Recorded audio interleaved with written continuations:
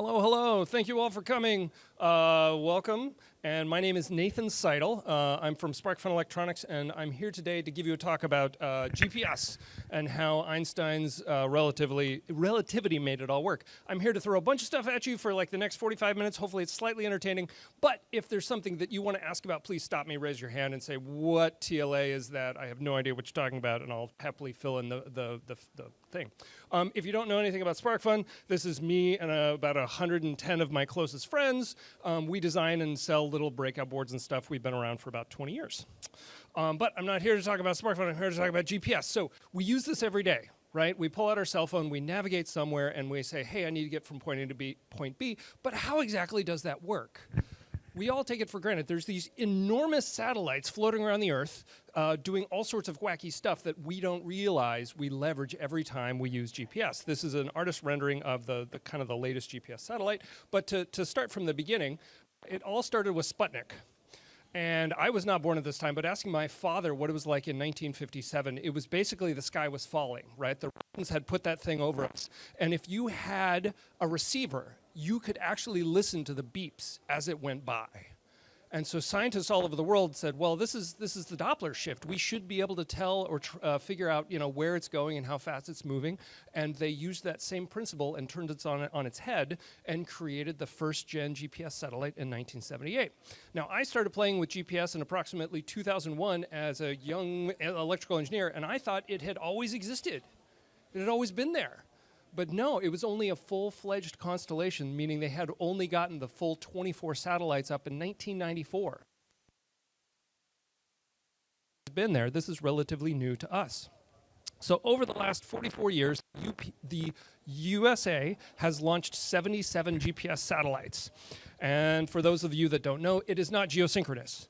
These things are moving in a medium Earth orbit, meaning they're about halfway to geosynchronous. They're about 12,000 miles above us, and they're moving at about 8,000 miles per hour. So while I'm giving this talk, multiple satellites will come into view and multiple satellites will disappear. And fun fact, they're transmitting at less than 50 watts. It doesn't take a lot of power from 12,000 miles away to get to your little sensitive receiver in your cell phone. This is my banana photo. How big is a GPS satellite? About that big. I would say I was surprised that it's only that number of solar panels. Now, of course, they're very high efficiency, space rated, yada, yada, but it's not that many solar panels. And similarly, I don't know, how big is that? Is that truck sized? It's not bus sized. It's bigger than I would have expected, but not all that large. Now, I'm going to say GPS a lot today, but I have gone down the rabbit hole of all sorts of high-precision GPS stuff over the last 3 or 4 years. GPS is very American-centric. GPS is just our satellites. The rest of the industry talks about GNSS. GNSS is the collection of all the constellations. So we have GPS, Russia has GLONASS, the European Union has Galileo, China has Baidu. Those are the 4 big main constellations that every cell phone, every receiver can pick up. It's not just GPS. The chipsets can pick up all these different signals. But the vernacular is GPS. Well, just know that that's very American-centric. Additionally, there's a few regional navigation systems, including the IRNSS and QZSS. This is India and Japan.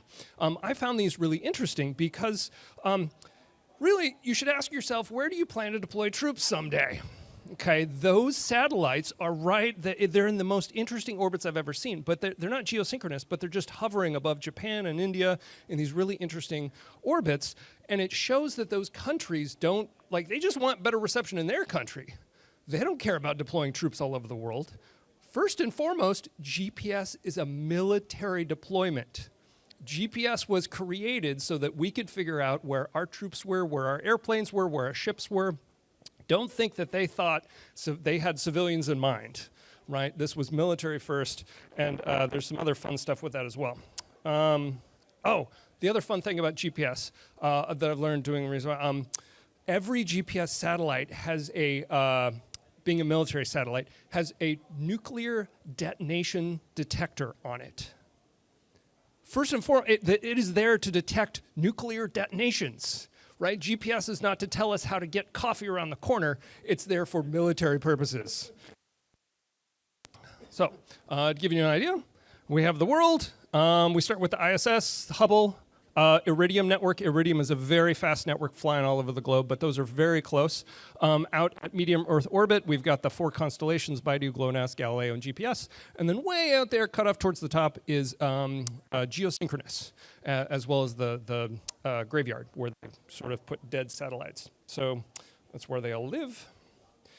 Now, how does this work? In summary, it's not triangulation. It's a fancy word, trilateration. Meaning you've got a series of spheres. So if I've got my receiver, or a cell phone, and you hold it up, and it's going to start to receive signals from these satellites, it's all time-based. So those satellites have very accurate clocks on them, atomic cesium clocks that transmit a time. And so they say, hey, it's 1:30 in the afternoon, and I am satellite number 5, and I'm feeling okay. Your receiver is going to pick up that time and calculate a sphere where you could be to receive that signal. Now, that's just one signal. Now, if I get additional signals, I get additional spheres, and as those spheres overlap, I can triangulate to a point where I'm at. Okay, trilateration. Now, the output of all this crazy math is a location of a couple meters. It's really handy, right? If you're walking to the store and you need to know which side of the street you need to be on. I make it sound really, really simple, but the amount of math to calculate that is pretty intense. Now let's get into some of the intensity. We're talking about the speed of light. We're talking about a satellite that's transmitting its time, and we are calculating how long that time takes to get to us on the surface of the planet. 1 microsecond is equal to 300 meters. So if your clocks are off by 1 microsecond, you're not on the other side of the street, you're on the other part of the town, okay? Additionally, when we throw stuff up into space, we all think it's Newtonian physics and everything's great. It's not that clean. When we put something into medium Earth orbit, we assume that it's in a certain orbit, but we don't actually know. And for every meter that satellite is off that we don't recognize on their orbit, that leads to more inaccuracy. So they actually have retro laser reflectors on every GPS satellite that they can shoot a laser beam to calculate within millimeters what the trajectory, what the orbit is of those GPS satellites. And finally, let's talk about Einstein. Relativistic principles include consistency of the speed of light, equivalence principle, the Sagnac effect, time dilation, gravitational frequency shifts, and relativity of synchronization. I'm not that smart. I'm not going to go into each one of those. I took modern physics, and we can talk briefly about special and general relativity, but just know this is an incredibly complex system. So we have Einstein's special and general. Special relativity says that when something is moving very fast with a clock on it, that clock is going to tick more slowly. Now, how fast are these clocks moving? 8,600 miles per hour. Not a lot, not a little, a small fraction of the speed of light, but they are moving faster than me standing here on Earth. So, because of that, those clocks up in space lose 7 microseconds per day. Additionally, Einstein's general relativity says that a clock in a weaker gravitational field. So this has been proved many times. If you look online, folks will take a clock at sea level and then they'll drive up a mountain and they'll take a new reading and there'll be picoseconds of difference in their clock because a clock at the top of a mountain is in a weaker gravitational state. These clocks are 12,000 miles out, much, much further than any mountain. Their clocks will gain about 45 microseconds per day. 45 minus 7, you get 38 microseconds per day. Doesn't sound like a lot. But if every microsecond is 300 meters of inaccuracy, within a few hours, GPS will fall over. You will not be able to maintain or figure out where you are with your phone. So every day, the US Air Force, who's responsible for the GPS constellation, is constantly uploading and pushing corrections to the satellites that are then broadcast down to our receivers so that we can get correct data. Fun fact, the GPS epoch, that's where time 0 is 1980. I think it's like January 4th or something. But in 1980, those satellites are 616 milliseconds ahead of us. They are in a different reality. They are living in the future. They are living the dream. Okay, so random question. Who here has powered up a GPS receiver for a project? A handful of you. Excellent. Okay. For those of you that have not raised your hands, let me describe to you how easy it is. This, I've told you about the technicalities and the problems and the challenges and how, this is a thing. You buy this thing for 20, 30, 40 bucks on Amazon or SparkFun. You power it up, you wait 30 seconds, and it tells you where you are. It really is that simple. You don't have to do the math. You don't have to program a microcontroller. You don't have to open up a framework. You power it up, you wait 30 seconds, and you're good to go. You'll have roughly 2 meters, 6.5 feet of inaccuracy off the shelf. You don't have to do anything else. It's free. And I mention this because as an engineer, I have met many professors who thought you had to subscribe to GPS, that you had to pay a monthly subscription. You don't. It's free. It's this wonderful thing provided for by the government. And if you ever have the chance to work at SparkFun in tech support, you know this question. We get endless questions about how to track children. No, you cannot put this on your child. You cannot. For some reason, our customers are just enamored with putting it in their shoes or their backpacks or like trying to figure out where their child is. And we have to explain to them that that's not how GPS works. Because children are made of water.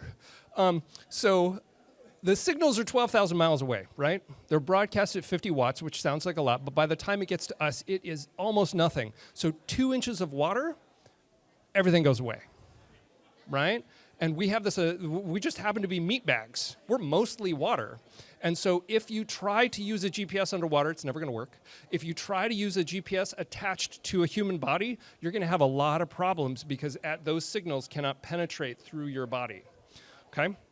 The next thing is that those microcontrollers, the brain inside the GPS receiver, has to do an enormous amount of calculations to do that trilateration, to figure out where you are on the surface of the planet. That takes a lot of processing power. It's about 35 milliamps, right? It's not a lot, it's not a little. In today's day and age, that's kind of a big power budget. Approximately a double A battery per day. Kids don't like having their batteries changed. But I also like to point out that that's just the receiver. That's the 35 milliamps you got to spend to figure out where you are. What do you then do with that data? You then have to have a transmitter, maybe a cellular module, maybe Bluetooth, maybe LoRa, but that's also going to take a lot of power. So anytime we talk about trackers, power budgets are a huge thing because you got to figure out how big your batteries are and how you're going to power the system. Additionally, just a reminder, that pink thing on top is the ceramic antenna. That thing has been specifically tuned to pick up the frequency of GPS signals. What happens if you attach that to a child and it's sticking sideways? Well, now it's not pointed up at the satellites that are 12,000 miles away. It's pointed sideways. And God forbid your child do a cartwheel, you're going to lose all reception entirely. So GPS requires antennas pointed towards the satellites, and no, you cannot put it on your child. So you've powered this thing on. You say, okay, well, how do I talk to it? Is it an I2C interface? Is it SPI? It's way older than that. The NEMA sentences is what a GPS module outputs. NEMA is what is the National Marine Electronics Association. This is a group in the late 70s, early 80s that came out with a standard. And they just said, hey, we're going to put data in this sort of format. And for whatever reason, GPS and the maritime world just gravitated towards that. Every GPS receiver, every GNSS receiver, whether it's Baidu or GLONASS or anything, every one of those things on this planet outputs serial strings. So, if you can parse a serial sentence, you can play with GPS. It's really, really easy.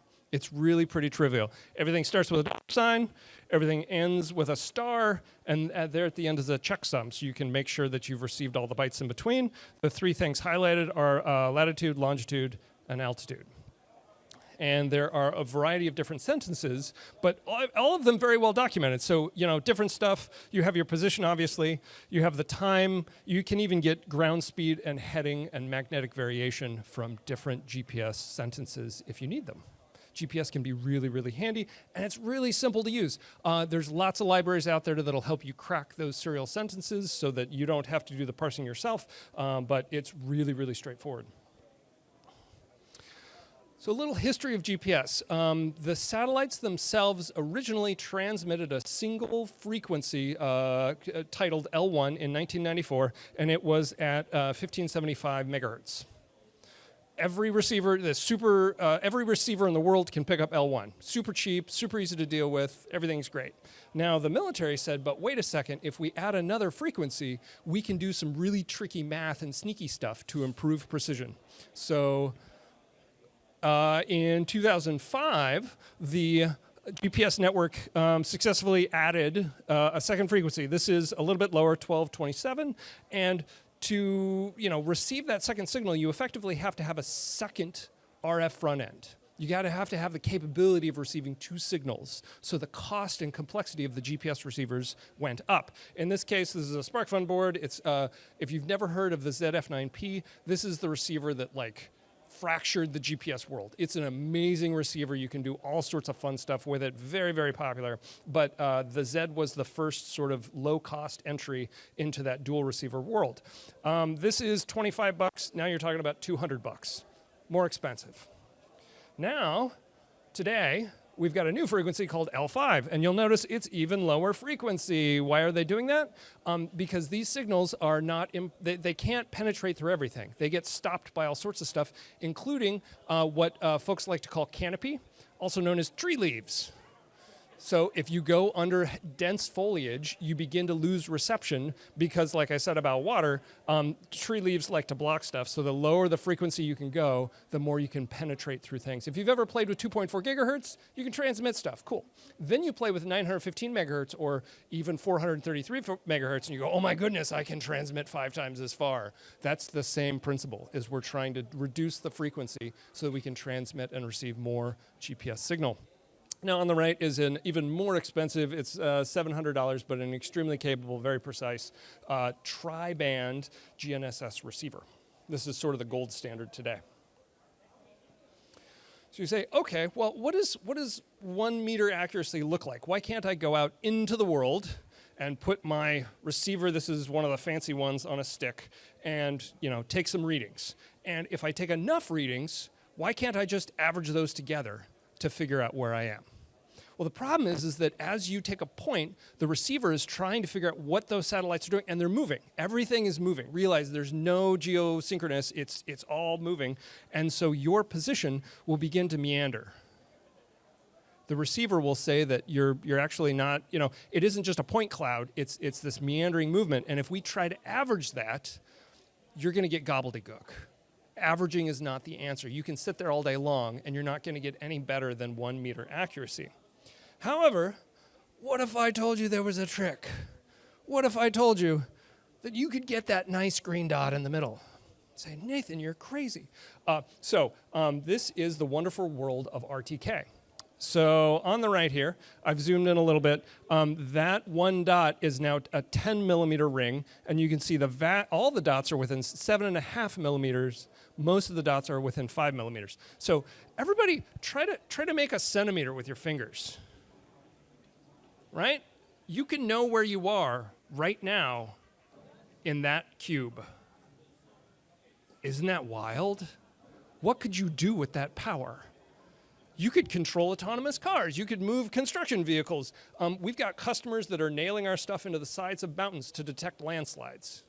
Right? There's all sorts of crazy applications once you can get down to a centimeter. That's wild. So what is this, and what does it look like in practice? So there's the hamburger, and watch the green dot move, right? This is not an IMU.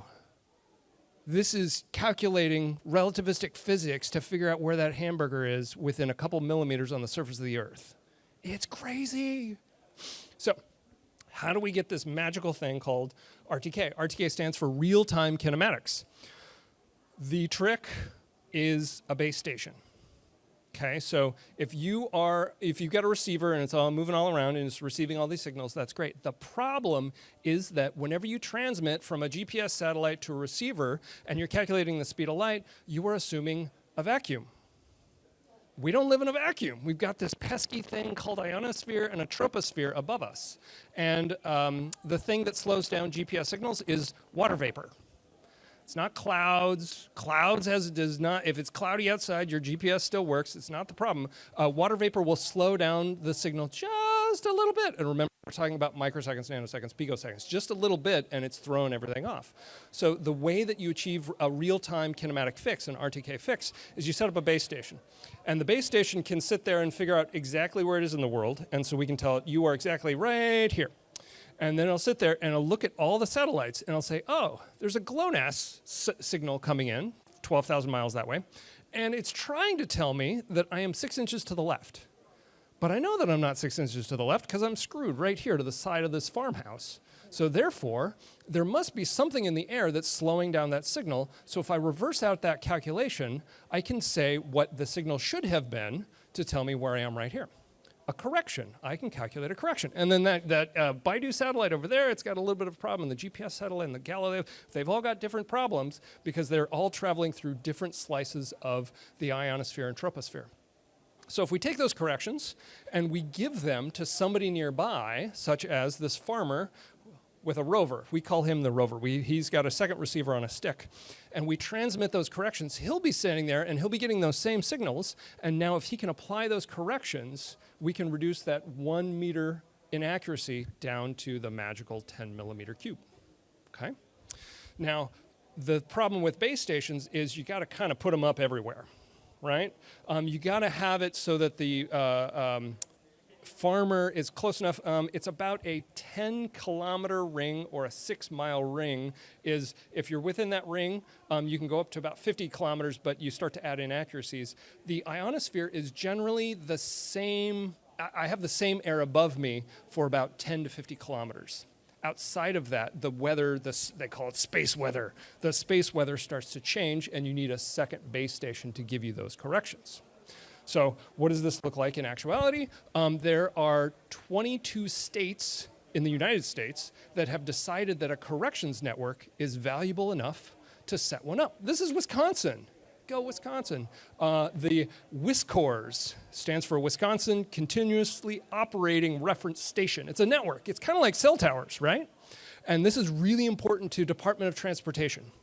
If you're snow plows, if you're trying to figure out where the potholes are, if you're trying to figure out if the signage is legally the correct distance from the intersection, you need to know down to the inch where stuff is. And so states set up a whole network, and it's public access. You can get access to it, and if you're within, Wisconsin, it works great.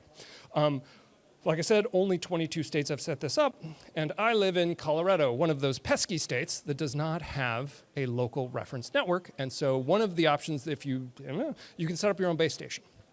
What does that look like? Well, it's a mushroom screwed to a concrete block. That's the antenna, so it doesn't blow away.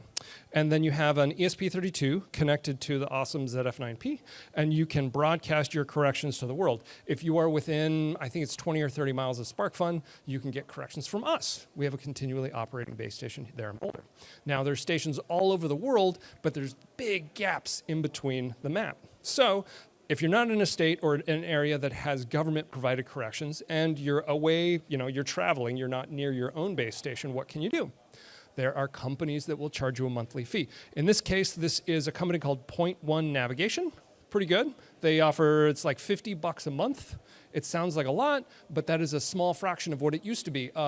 Trimble and John Deere have been charging farmers $400 a month for the last 20 years.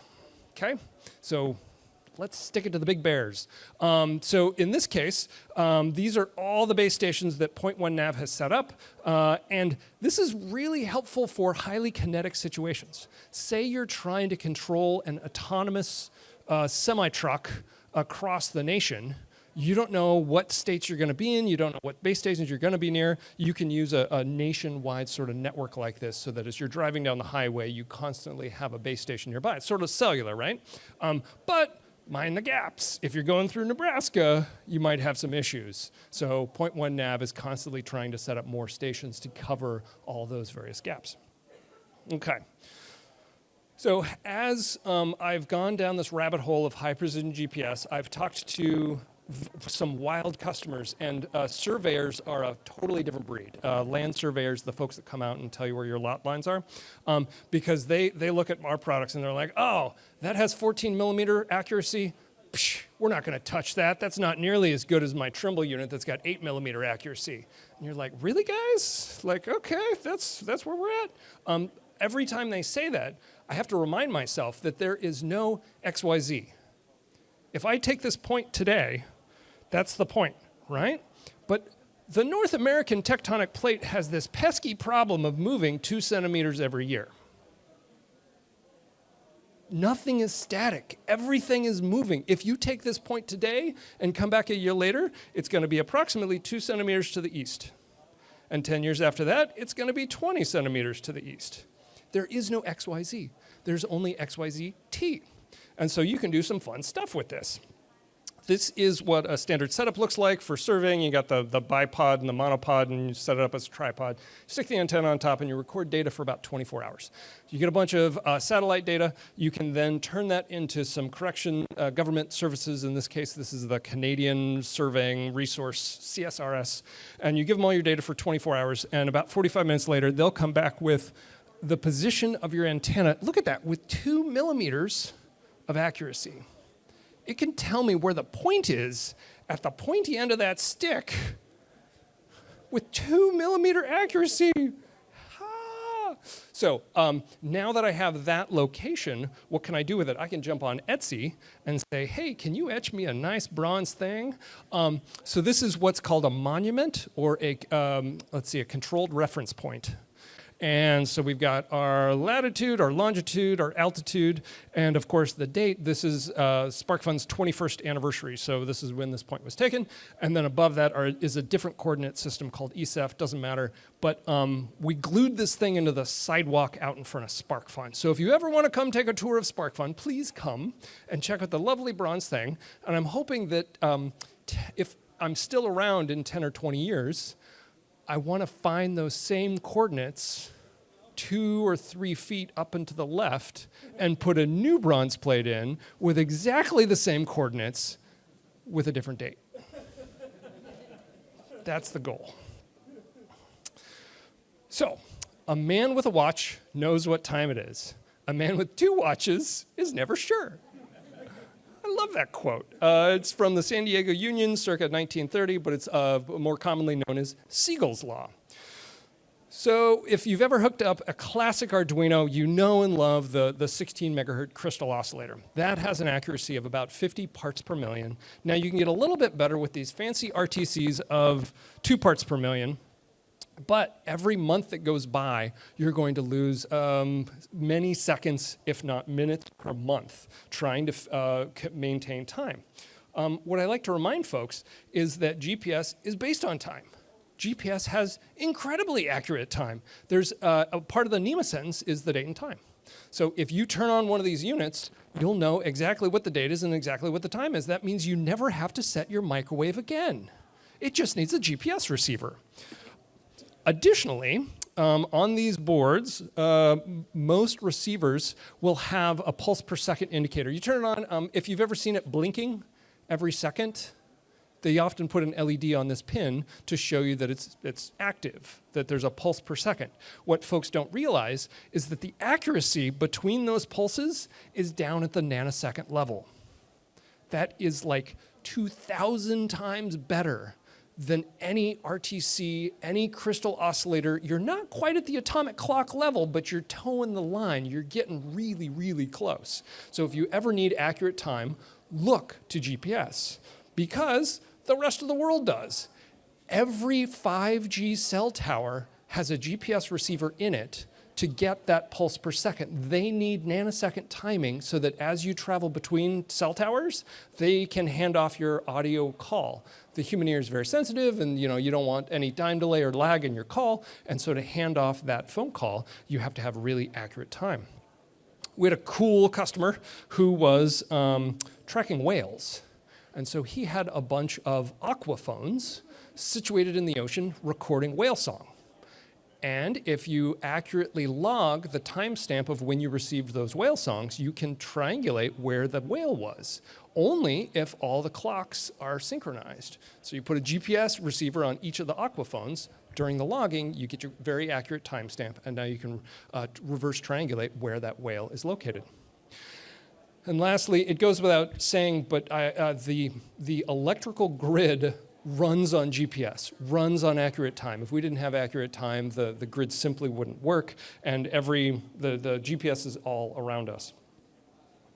So since the beginning, GPS has been wildly successful. The military wasn't sure it would ever have any impact in the civilian world. Many studies have been done showing trillions of dollars of economic benefit due to this network. That's why we keep it going. That's why we keep adding to it. That's why we keep improving it, is because as civilians, we love GPS. There's all sorts of great stuff.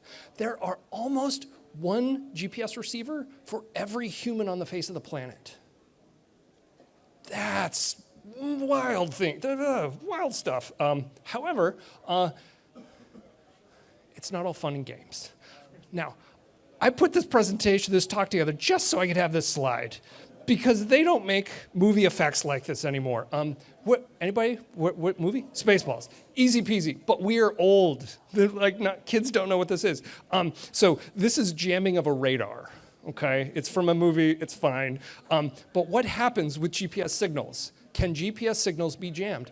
Absolutely. It's incredibly easy to turn on a wave generator at the right frequencies, and your receivers will very quickly be overpowered by the noise rather than those signals coming from 12,000 miles above us.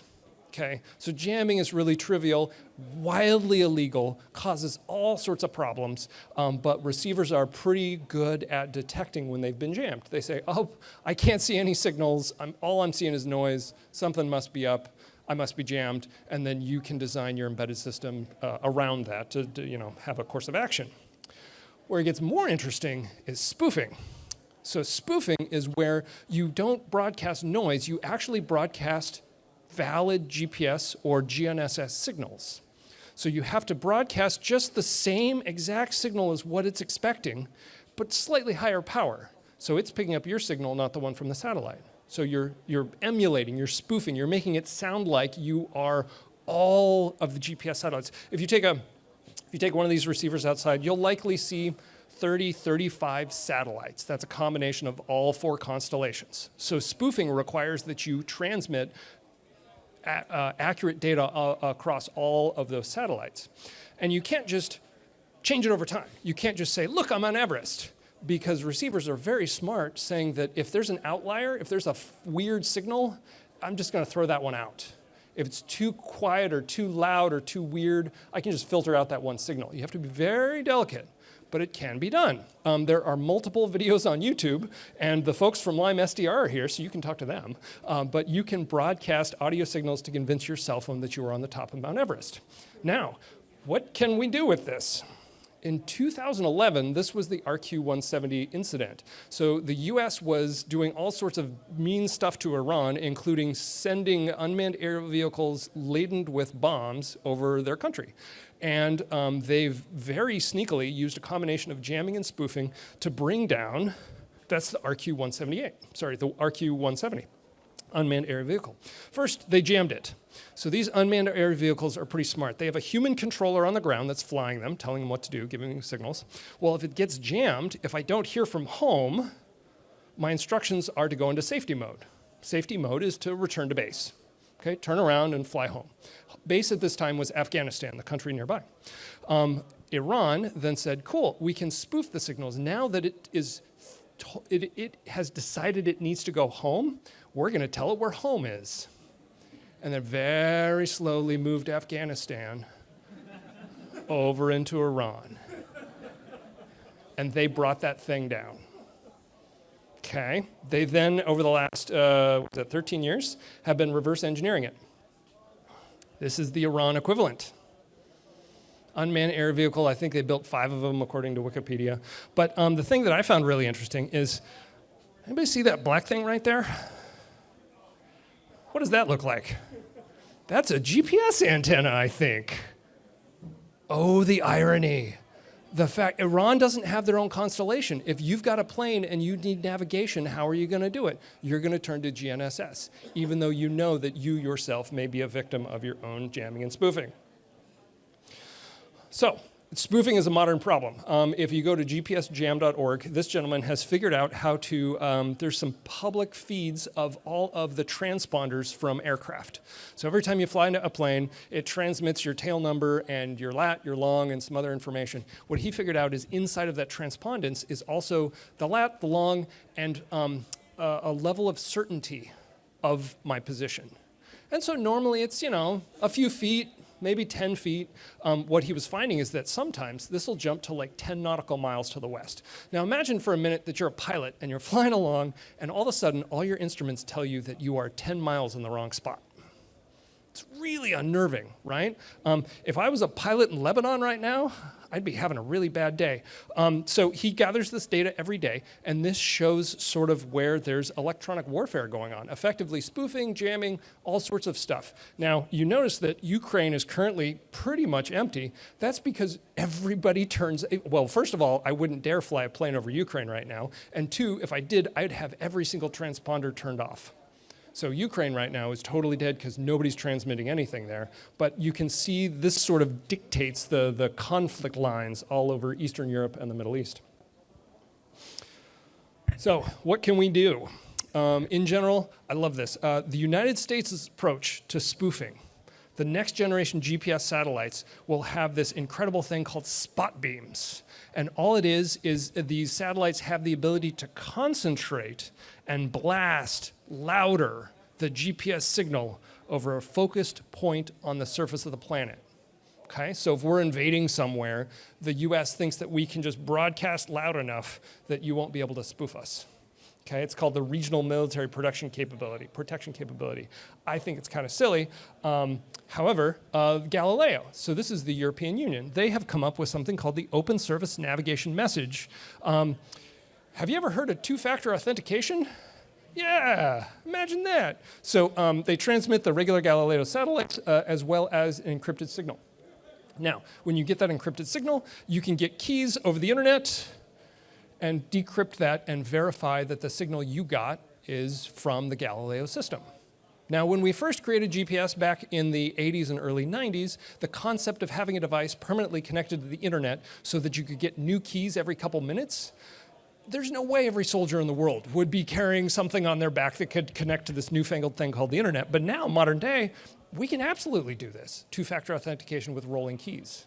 So this is the future. This is how Galileo, the first to have it, it is currently nearly operational. It's not quite there. They're still testing it out. You today can play with it, but it's not marked as ready yet. But that is the future of spoofing and spoofing protection.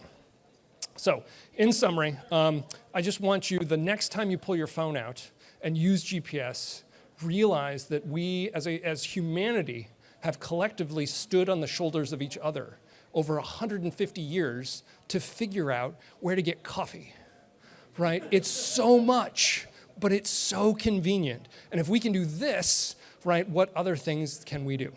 So, thank you very much. I'll be floating around all this weekend. Please come say hi. If you have any kind of questions, you know how nerds love to talk about their projects, so I would love to tell you about mine. Thank you so much.